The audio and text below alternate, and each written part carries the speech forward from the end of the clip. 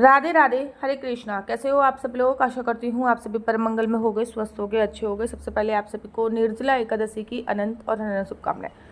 पूरे साल भर में 24 एकादशी आती हैं और जब भी अधिक मास होता है तो 26 एकादशी होती है। और ये 26 एकादशी और 24 एकादशी में भी सबसे बड़ी एकादशी होती है निर्जला एकादशी।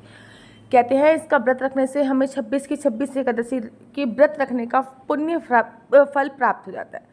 आज इस वीडियो में मैं आपको निर्जला एकादशी के व्रत की कथा बताऊंगी। यह व्रत की कथा सुनने मात्र से आपको एक एकादशी के व्रत का फल प्राप्त होता है। अगर आप एकादशी का व्रत करते हो देखो तब तो बहुत ही सर्वोत्तम है, लेकिन अगर आप एकादशी का व्रत नहीं करते हो तो इस कथा को अवश्य सुनो, जिससे सारे प्रकार के कष्ट नष्ट हो जाएंगी और मनोकामनाएं आपकी पूर्ण होगी। जेठ मास के शुक्ल पक्ष की एकादशी तिथि को निर्जला एकादशी का व्रत रखा जाता है।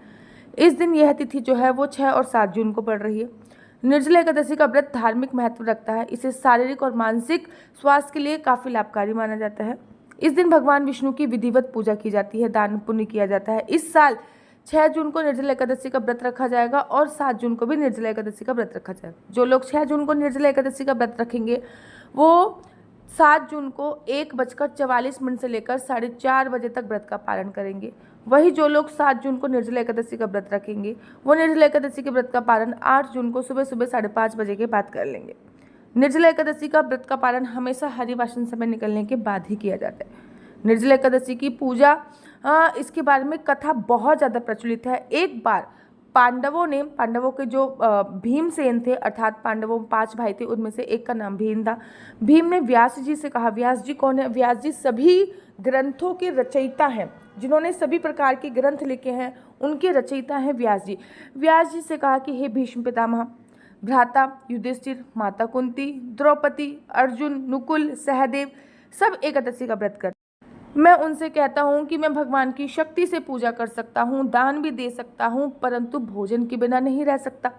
इस पर व्यास जी कहने लगे, ही भीमसेन, यदि तुम नर्क को बुरा और स्वर्ग को अच्छा समझते हो तो प्रति मास की दोनों एकादशियों को अन्न मत खाया करो। भीम कहने लगे, पितामह मैं तो पहले ही कह चुका हूँ कि मैं भूख सहन नहीं कर सकता। यदि वर्ष भर में कोई एक ही व्रत हो तो वो मुझे बता दो। दोनों दिन व्रत रखूंगा तो आपको पता है कि मेरे पेट में वृक नामक अग्नि है जो मुझे ही खा जाएगी। सो मैं भोजन के बिना नहीं रह सकता हूँ। भोजन करने से वह शांत होती है, इसलिए पूरा उपवास तो क्या, एक समय भी बिना भोजन करे मुझसे रहना बहुत कठिन होता है। मैं क्या करूँ, आप कृपया करके मुझे बताइए। अतः आप मुझे कोई ऐसा व्रत बताइए जो वर्ष में केवल एक ही बार करना पड़े और मुझे स्वर्ग की प्राप्ति भी हो जाए। श्री वेद व्यास जी कहने लगे, हे पुत्र, बड़े बड़े ऋषियों ने शास्त्र आदि बनाए हैं, उनमें बिना धन थोड़े परिश्रम से ही स्वर्ग की प्राप्ति हो जाती है। इसी प्रकार शास्त्रों में दोनों पक्ष की एकादशी के व्रत मुक्ति के लिए भी लिखा गया है। व्यास जी के वचन अनुसार भीमसेन नर्क में जाने के नाम से भयभीत हो गए, कांपने लगे और कहने लगे, अब मैं क्या करूं? मास में 2 व्रत में नहीं रह सकता हूं। हाँ, वर्ष में एक व्रत रहने का मैं प्रयत्न अवश्य करूंगा। अतः मैं वर्ष के एक दिन व्रत रहूं। मुझे कोई ऐसा उपाय बताओ जिससे पूरे साल भर मुझे एक ही व्रत रखना पड़े और मेरी मुक्ति भी हो जाए। यह सुनकर व्यास जी कहने लगे कि वृषभ और मिथुन की संक्रांति के बीच जेठ मास के शुक्ल पक्ष की जो एकादशी आती है उसका नाम निर्जला है। तुम उस एकादशी का व्रत करो। इस एकादशी के व्रत में स्नान आचमन के सिवा जल वर्जित होता है, इसमें जल नहीं पीना चाहिए और आचमन भी 6 मासे से अधिक जल नहीं लेना चाहिए, अन्यथा वह मद्रापान के समान हो जाता है। इस दिन भोजन नहीं करना चाहिए क्योंकि भोजन करने से व्रत जो होता है वो नष्ट हो जाता है। यदि एकादशी को सूर्योदय से लेकर द्वादशी के सूर्योदय तक जल ग्रहण ना करें तो सारी एकादशी के व्रतों का फल हमें प्राप्त होता है। द्वादशी को सूर्योदय से पहले उठकर स्नान आदि करके हरिवासन समय निकलने के बाद ब्राह्मणों को दान देकर उसके तत्पश्चात ब्राह्मणों को भोजन कराकर उसके बाद आप भोजन कर सकते हैं। इसका फल पूरे 1 वर्ष की एकादशियों के बराबर होता है। व्यास जी कहने लगे कि भीमसेन, यह मुझे स्वयं भगवान ने बताया है। इस एकादशी का पुण्य समस्त तीर्थों और सभी दानों से अधिक होता है। यह केवल एक दिन मनुष्य निर्जला रहने से पापों से मुक्त हो जाता है। और बोलते हैं कि एकादशी वाले दिन जो मटके का दान करता है उसको गंगा दान करने का फल प्राप्त होता है। तो ही भीमसेन, आप ऐसा करो कि आने वाली निर्जला 15 दिन पहले अपरा एकादशी पे भीमसेन ने ये वाली बात भगवान से पूछी थी वेद व्यास जी ने। वेद व्यास जी भी भगवान का ही स्वरूप माने जाते हैं।